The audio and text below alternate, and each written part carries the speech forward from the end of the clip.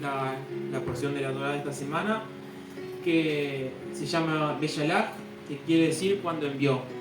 Y va desde Éxodo 13:17 a Éxodo 17:16. Y bueno, estaba medio indeciso qué hacer el día de hoy. Y vamos a ver varios versículos en varios capítulos diferentes. A ver qué es lo que nos dicen las escrituras. Hay muchos hermanos en Raíces Hebreas que se toman el tiempo de estudiar toda la porción de principio a final y hacen videos de 1 hora y pico, 2. No vamos a hacer eso, pero vamos a estar viendo varias cosas. Pero nos vamos a centrar en ver a Yeshua en las escrituras, a ver a Yeshua en la Torá, porque muchas veces cuando nos hablan de, bueno, donde se ve a Yeshua en el Antiguo Testamento, pensamos en 2 o 3 lugares, pero está repleto, las escrituras están repletas de él, ¿no? Entonces vamos a empezar por el contexto. Para los que no saben la historia o que no la recuerdan también, tal vez lo que estamos viendo, pero si recuerdan, el pueblo de Israel estaba en Egipto, iba a ser liberado porque ellos eran esclavos en Egipto y el faraón no quería dejarlos ir, y Yahweh dio un montón de oportunidades a faraón, en la cual él endureció su corazón y no dejaba ir a su pueblo. Y entonces Yahweh dijo que él los iba a sacar con manos tendidas y con brazos fuertes, y iba a demostrar su poder. Y empezó con las señales. Si vamos a la porción anterior, podemos ver la señal de la langosta, la señal de las tinieblas, y como última señal fue la señal de los primogénitos. ¿Y qué pasó en esa señal? ¿Qué pasó en ese momento? Que todos los primogénitos de los egipcios murieron. Todos los que no habían sacrificado un cordero, y con la sangre de ese cordero, que es una representación de Yeshua, habían pintado los dinteles de su casa, murieron. Y me pueden decir, bueno, habrán sido pocos los que murieron. ¿Cuántas personas habrán muerto? Y fueron miles de miles, porque toda familia tiene un primogénito. En mi caso, yo soy, aunque soy hijo único, soy el primogénito y el más chico también, pero la mayoría de la familia es primogénito. Imagínense lo que sintieron, ¿no? Los egipcios, que en casi toda la familia había muerto alguien, que dejaron ir, o sea, prácticamente le dijeron váyanse y le dieron todo. Dice la escritura que le dieron oro, le dieron piedras preciosas, le dieron todo lo que querían y le dijeron que se vayan.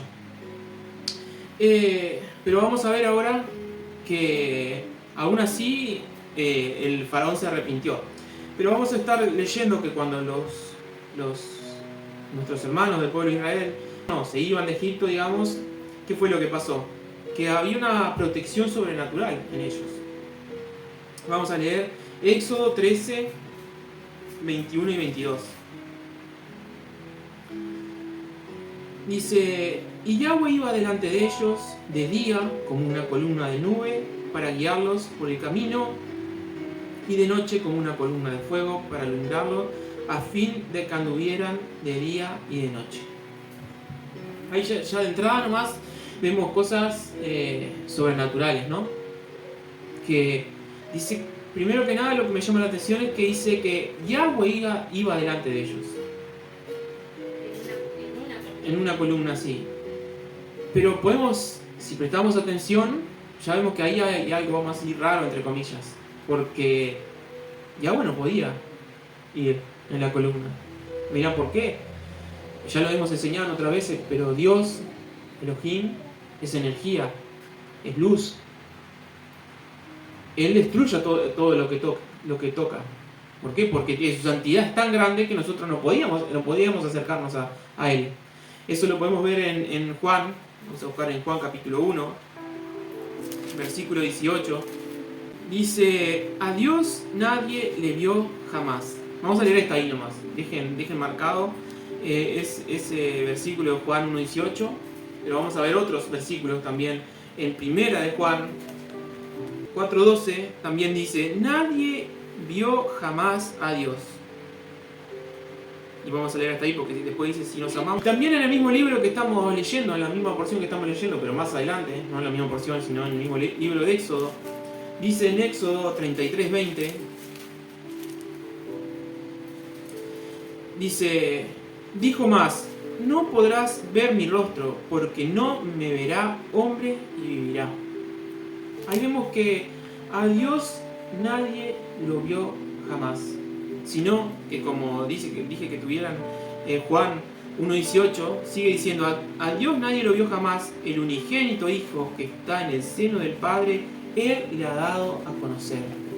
Así que vemos que Yeshua es la manifestación visible de un Elohim invisible, un Dios invisible. Amén.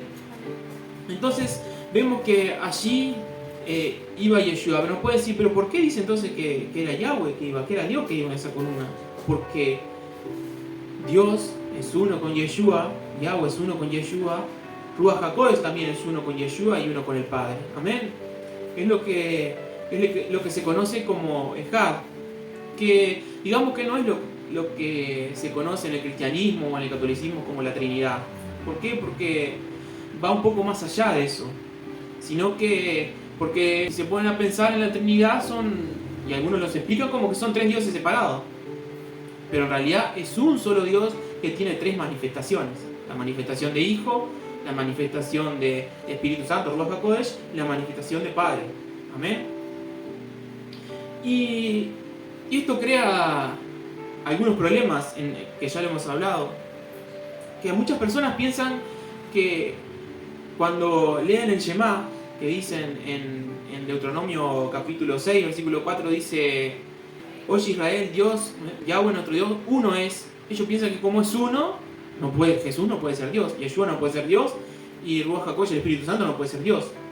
Pero lo que no entienden, que en esto sí el cristianismo estuvo bien en explicarlo, que cuando en el Shema la palabra que se usa para uno es la palabra Ejad, que es una unidad compuesta, o sea, no es uno en absoluto, sino que es una unidad que tiene diferentes partes. Amén. No es la palabra Yahid, que Yahid sí quiere decir uno solo, único. Amén. Por ejemplo, vamos a ver un ejemplo de eso en Nehemías, antes de Job, está Nehemías, capítulo 8, versículo 1. Dice, se juntó todo el pueblo como un hombre en la plaza que está delante de la puerta de las aguas. Ahí donde dice uno solo, es la palabra Ejad. Ahí vemos que está hablando de todo un pueblo. O sea, es como si la ciudad de Salto se juntara todas las personas y como una, pero en realidad son un montón. Como si la ciudad de Caracas en Venezuela se juntaran todos como uno, pero en realidad son varios. El hebreo aparece como Ejad. Allí la palabra uno, como un solo hombre, es la palabra Ejad. Amén. Y muchos también, los que están en contra de que Yeshua es Elohim, que están totalmente errados, ya que estamos en el libro de Nehemías, usan un versículo que está en Nehemías 9:6 y dice, tú solo eres Yahweh, tú hiciste los cielos y la tierra. Aquí donde dice solo, tú solo, o sea, ellos dicen, acá está hablando de un solo Dios, y tienen razón, un solo Dios, pero aquí la palabra no es Ejad ni Yakir, sino es otra palabra que es Bad, que está hablando de otra cosa diferente. No está queriendo decir que Dios sea el único que hizo los cielos y la tierra, porque sabemos que Dios es uno solo, pero está manifestado en tres formas diferentes. Amén. Entonces, volviendo ahora a Éxodo 13, podemos ver eso, que Yahweh iba a la manifestación de él en esa columna que era Yeshua, como vimos en Juan 1:18, que el Hijo lo dio a conocer. Y dice, en columna de nube para guiarlos por el camino, y de noche en columna de fuego para alumbrarlos, a fin de que anduviesen de día y de noche. Ahí vemos también cosas sobrenaturales. Primero que nada, el pueblo estaba formado por ancianos, por niños, por personas mayores y no tan mayores, por animales. Imagínense que ahí dice que andaban de día y de noche. O sea que lo que alumbraba para que no dejaran de caminar. Imagínense que uno andando, yo no llego, si me dicen, bueno, empecé a caminar ahora, no llego ni a caminar todo el día. Antes que en un rato no, ya me canso. Imagínense los ancianos que tengan que caminar de día y de noche. Ahí vemos que hubo algo sobrenatural en eso también, si el pueblo caminó de día y de noche. También vemos que la nube los cubría de calor en el desierto. Y también la columna de fuego los cubría del frío, porque en el desierto de noche hace frío. Entonces vemos todo lo que Yahweh los protegía al pueblo. Y en el 22 dice, nunca se apartó de delante del pueblo la columna de nube de día, ni de noche la columna de fuego, perdón. Ahí vemos que dice que nunca se apartó.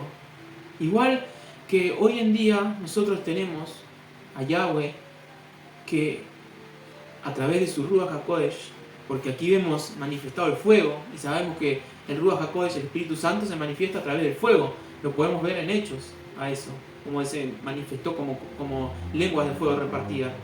Él nos cuida de día y de noche. Él cuida a sus hijos. Él va delante de ellos. Bien, ahora vamos a hacer un pequeño salto al capítulo 14, pero no vamos a leer todo lo que pasó, sino que porque sería muy largo, pero vamos a leer del versículo 10 en adelante.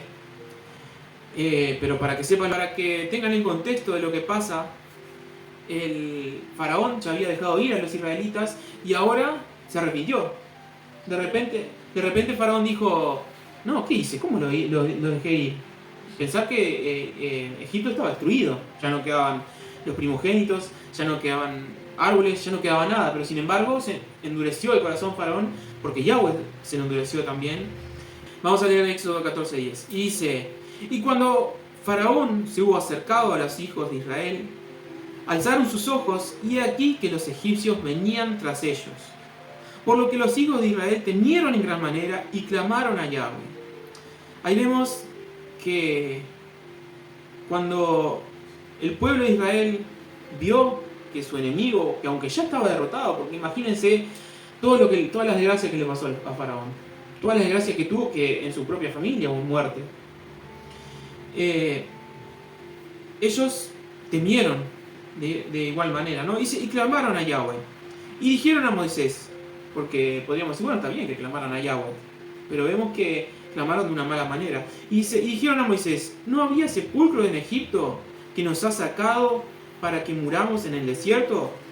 ¿Por qué has hecho así con nosotros, que nos has sacado de Egipto?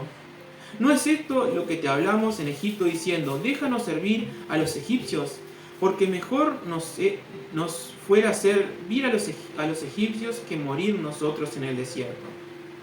Ahí vemos que el corazón del pueblo ya desfalleció, el corazón del pueblo ya lo vio que venían de lejos, y aunque vieron la mano poderosa que Yahweh había mostrado en Egipto, todas las señales, todo eso increíble que sucedió, que nosotros a veces lo hablamos y decimos, bueno, cayó granizo de 40 kilos, no sé, del tamaño de esta mesa, hablamos un montón de cosas, pero parece que nos pasara por encima, ¿no? Pero imagínense vivir todo eso. Creo que si no lo viviéramos no nos cabría en nuestra mente lo que fue todo eso.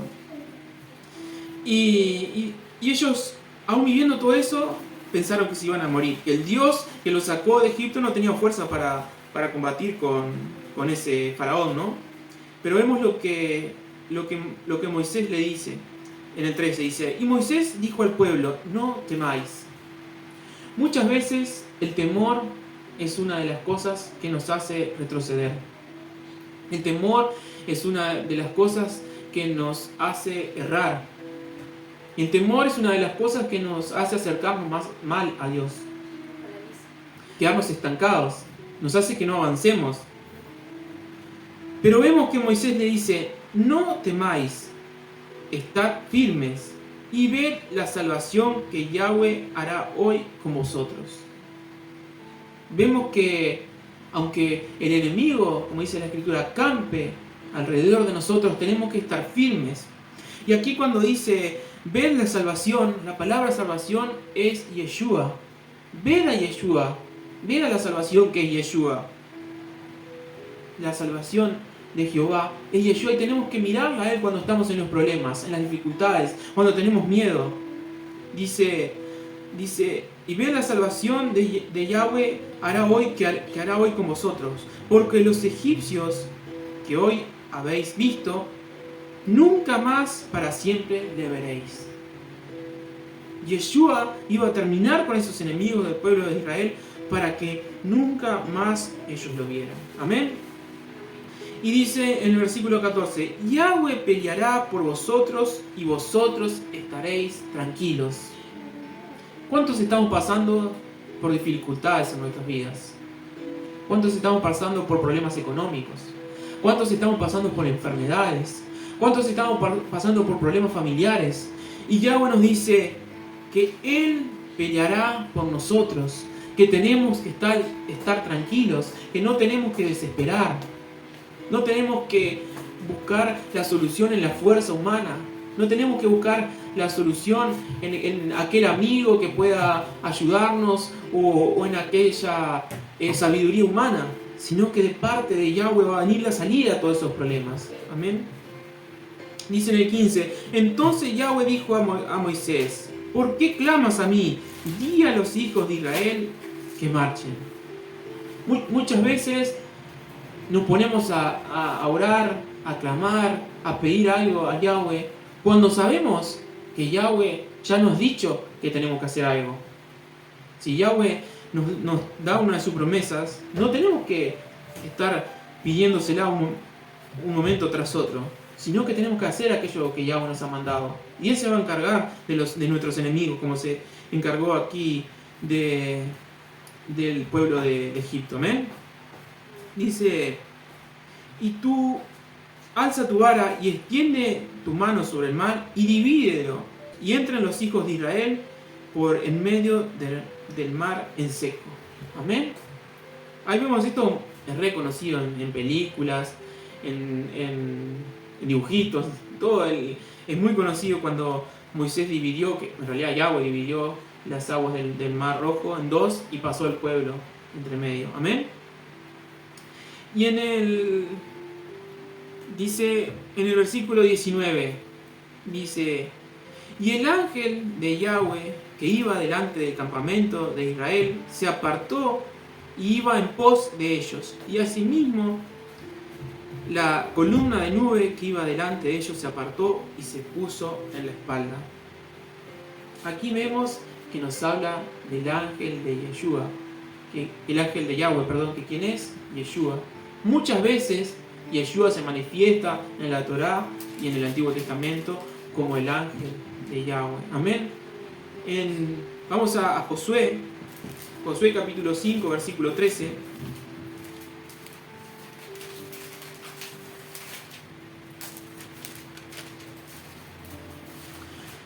Aquí Josué ve a alguien como un varón, como el varón, ¿se acuerdan que peleó contra Jacob? Perdón. Sí.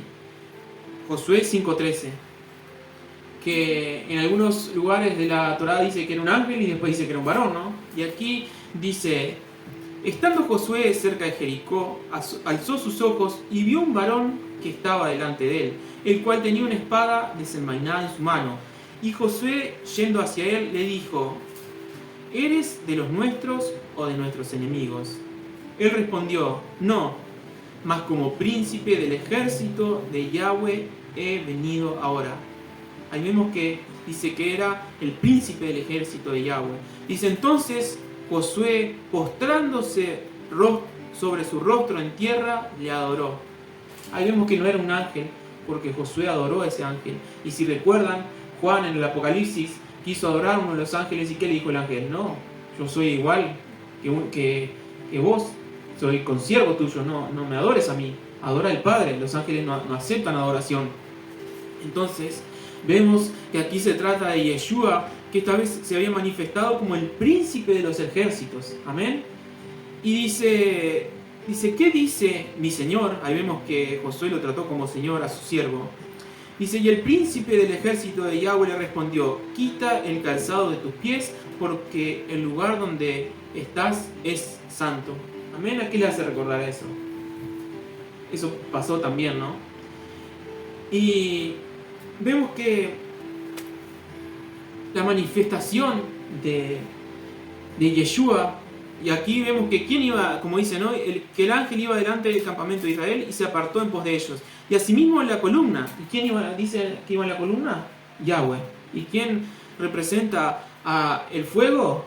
El Ruach HaKodesh, Espíritu Santo. Entonces ahí tenemos la Ejá, ahí tenemos los tres representados, que dice que los tres que iban adelante del campamento se pasaron para atrás del campamento para poder cuidar al pueblo. Amén. Dice, e iba entre el campamento de los egipcios y el campamento de Israel, y era nube y tinieblas para aquellos, y alumbraba a Israel de noche, y en toda aquella noche nunca se acercaron los unos a los otros. Ahí vemos que, miren qué interesante lo que dice que para uno eran nubes, pero para los otros eran tinieblas. Para el pueblo de Israel era una nube, pero para los egipcios era tiniebla. Para nuestros enemigos, Dios hace que estén en tinieblas. Dios hace que no puedan ver, que no puedan avanzar. ¿Por qué? Porque dice que en toda aquella noche nunca se acercaron los unos a los otros. Y como dijimos anteriormente, que en el pueblo habían ancianos, niños, que no podían correr a la velocidad de que podía correr una persona joven, ¿no? Y aparte, no lo leímos, pero dice que Faraón iba en carros a caballo. Su ejército iba con carro a caballo, así que imagínense que un carro a caballo es mucho más rápido que una persona. Sin embargo, no se pudieron acercar a los israelitas. ¿Por qué? Porque eran tinieblas para ellos. Ellos no pudieron avanzar. El enemigo no puede avanzar si está acampando el ángel de Yahweh alrededor de nosotros. Amén. Y dice el 21, y extendió Moisés su mano sobre el mar, e hizo Yahweh que el mar se retirase por recio viento oriental toda aquella noche, y volvió el mar en seco y las aguas quedaron divididas. No sé si recuerdan la predicación de mi esposa la vez pasada, capaz ni ella se acuerda, pero aquí nos habla del viento oriental. ¿Qué pasó con el viento oriental? ¿Qué hizo el viento? Trajo las plagas, pero también se las llevó. Amén. ¿Y qué representaba el viento oriental? Ruach, el Espíritu Santo. O sea que el Espíritu Santo, Ruach HaKodesh, fue quien abrió el agua para que el pueblo pueda pasar. Dice el 22, entonces los hijos de Israel entraron por el medio del mar, en seco, teniendo las aguas como muro a su derecha y a su izquierda. Imagínense esto. Por un momento cierren los ojos y imagínense esto. ¿Los hijos de qué? De Israel. Entraron, porque muchas personas dicen, no, lo que pasó fue que había seca, como hay hoy en Salto, entonces el río estaba bien bajito y corrió un vientito nomás y ya, como si van ahora al río Uruguay, bueno, habrá personas que no conocen el río Uruguay, pero en este momento hay muchas partes que el fondo está descubierto. No sé quién me decía la otra vez que para cruzar al otro lado, del otro lado de este lado es Uruguay y del otro lado del río es Argentina, dice que él conocía bastante el río y hay una parte que hay que nadar, dice, me dijo unos 10 metros, como que nadé unos 10 metros, ya pasás caminando todo el resto. Y entonces algunas personas dicen eso, no, estaba bien bajito y ya sopló un viento y ya sacó. No era así. Miren lo que dice acá, que los hijos de Israel, dice, pasaron en seco teniendo las aguas como muro. O sea que las aguas medían 2 o 3 metros de cada lado, no era que estaba bajito y justo, si bien... Aparte para una sequía demora semanas, meses. Sí, claro. No, pero las personas dicen que ya de antes venía la sequía. Aparte de que también ellos cruzaron por una parte, que es una parte que debajo del agua hay como un camino, geográficamente, y hasta en las imágenes hay como un camino que en esa parte no es tan profunda, porque si ellos hubieran cruzado unos kilómetros antes o después, tendrían kilómetros de profundidad, pero ellos cruzaron una parte que tenía unos metros nomás de profundidad el agua, pero era también, no eran unos metros para que pasaran caminando, eran, como le dije, 2 o 3 metros que el agua quedó como muro para un lado y para el otro. Amén. Dice, y siguiéndolos, los egipcios entraron tras ellos hasta la mitad del mar y tomaron la caballería de Faraón, sus carros y su gente a caballo. Ahí vemos que los egipcios dijeron, bueno, vamos a seguirlo, ya se metieron acá, vamos a seguirlo. Dice, aconteció a la vigilia de la mañana que Yahweh miró el campamento de los egipcios desde la columna de fuego y de nube y trastornó el campamento de los egipcios. Miren lo que dice acá, y quitó las ruedas de los carros y los trastornó gravemente. Y los egipcios dijeron, huyamos delante de Israel porque Yahweh pelea contra los egipcios. Ahí vemos que ellos mismos se dieron cuenta del poder de Yahweh y que Yahweh peleaba por su pueblo. Amén. Dice el 26, y Yahweh dijo a Moisés, extiende tu mano sobre el mar para que las aguas vuelvan sobre los egipcios y sobre sus carros y sobre su caballería. Y entonces Moisés extendió su mano sobre el mar y cuando amanecía el mar se volvió en todas sus fuerzas y los egipcios al huir se encontraban con el mar y Yahweh derribó a los egipcios en medio del mar. Amén. Ahí vemos que fue el fin de los egipcios. Obviamente que alguien habrá quedado en la ciudad, porque dice que fueron solo los del ejército, ¿no? Y habrán seguido existiendo como pueblo muy reducido los egipcios, pero fue el fin allí de los egipcios. Y en el capítulo 15, que no lo vamos a ver, que nos habla del cántico de Moisés, que es un hermoso cántico que Moisés y María y Miriam hicieron por ese gran milagro que Yahweh hizo. Pero lo que quería decirles sobre el cántico de Moisés es que si ustedes recuerdan, en Eclesiastés dice que todo lo que fue será, que no hay nada nuevo debajo del sol. ¿Qué quiero decir con esto? Si ustedes recuerdan también, en Apocalipsis dice que se va a cantar el cántico de Moisés. No sé si recuerdan que dice eso. ¿Por qué? Porque como el pueblo de Israel fue liberado de Egipto, nosotros también, como creyentes y como pueblo de Israel, que lo somos ahora, vamos a ser liberados del mundo. Y también vamos a cantar el mismo cántico de Moisés. Imagínense que Yahweh en su infinita misericordia, en su infinita sabiduría, ¿no puede hacer que inventemos otro cántico? No, vamos a cantar el cántico de Moisés, dice las escrituras en Apocalipsis. ¿Por qué? Porque va a pasar lo que pasó aquí con el faraón. Esto quedó registrado para que nosotros en un futuro podamos ver y entender cuando estén pasando las cosas qué es la liberación que vamos a recibir. Esto no es, como les dije, no es para verlo ahora porque es muy profundo, pero tal vez en otro momento vemos y hagamos una comparación entre lo que pasó con las plagas y con la salida del pueblo de Egipto con el Apocalipsis, con lo que va a pasar en un futuro. Y veamos las similitudes que tienen y lo grandioso de las escrituras y todo lo que podamos aprender. Amén. Ahora en el capítulo 15 vamos a mirar del versículo 22 en adelante. Y dice, e hizo Moisés que partiese Israel del Mar Rojo y salieron al desierto de Sur. Y anduvieron 3 días por el desierto sin hallar agua. Ahí vemos que dice que el pueblo de Israel anduvo por el desierto sin hallar agua por 3 días. ¿Y esto a qué nos hace referencia? Nos hace referencia a los 3 días que la humanidad, que la tierra estuvo sin Yeshua, que estuvo muerto, porque recuerdan que él al 3er día resucitó, entonces estuvo 3 días muerto.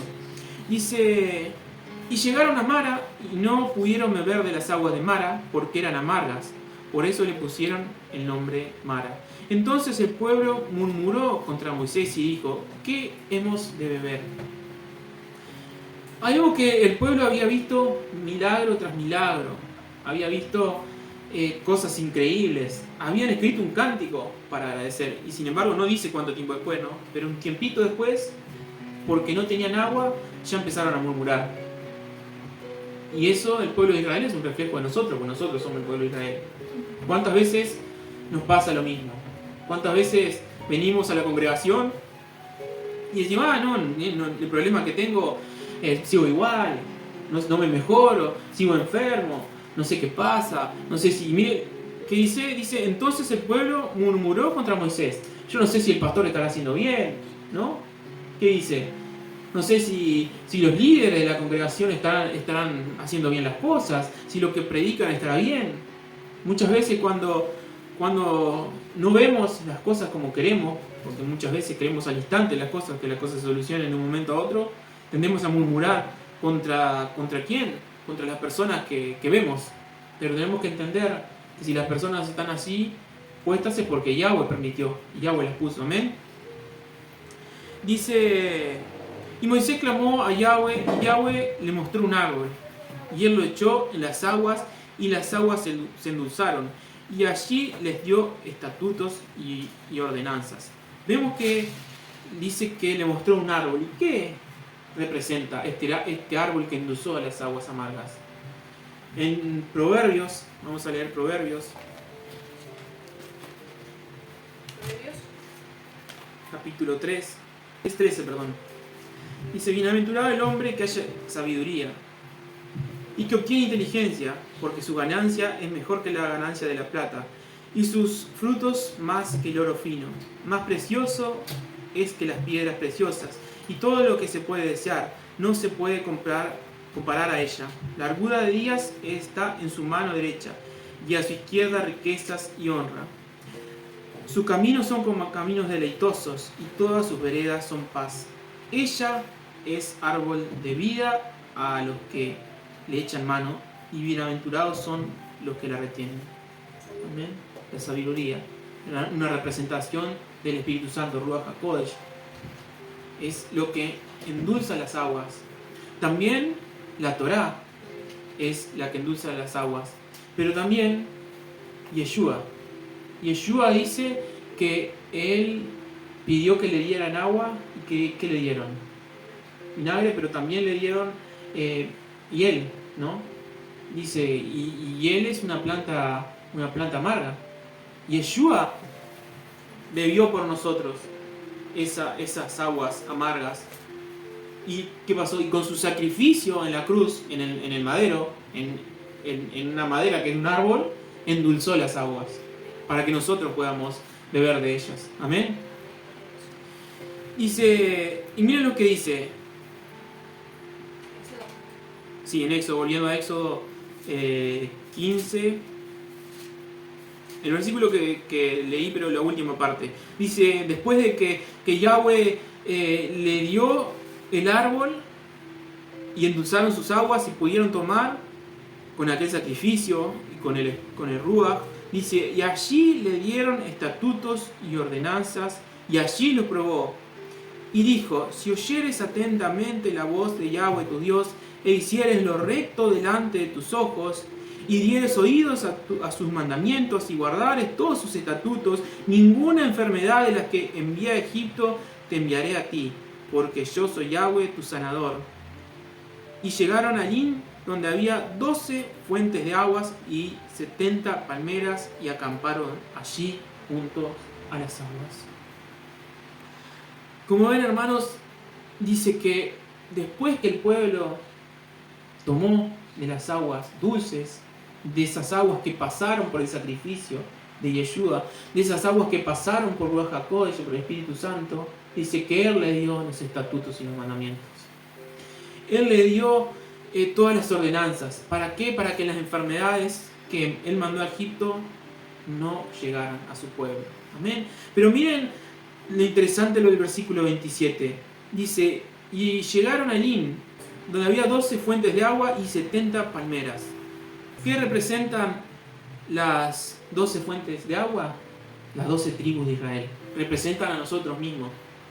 Que después de haber pasado por toda esa salida de Egipto, por todo ver esos milagros, por haber murmurado, pero habernos arrepentido, haber bebido de esas aguas dulces que se endulzaron gracias al sacrificio de Yeshua, gracias a la obra de redentora de Ruach HaKodesh en nuestras vidas, nosotros podemos ser, y haber aceptado y guardado sus mandamientos, nosotros pasamos a ser fuentes de agua vivas.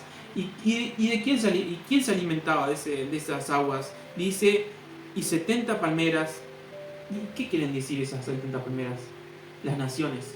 70 naciones, dice, para Yahweh hay en toda la tierra.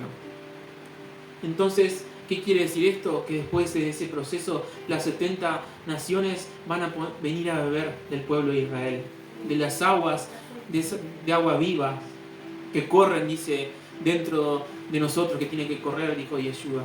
Amén. Era eso lo que quería compartir con cada uno de ustedes. Y que podamos pedirle a Yahweh que realmente podamos, como dice el 26, oír atentamente la voz de Yahweh, guardando sus mandamientos, haciendo su voluntad. No como hacíamos antes, que pensábamos que la voluntad era algo abstracto de Dios, sino que la voluntad es la Torá. La voluntad está escrita en los primeros 5 libros de la Biblia. Amén.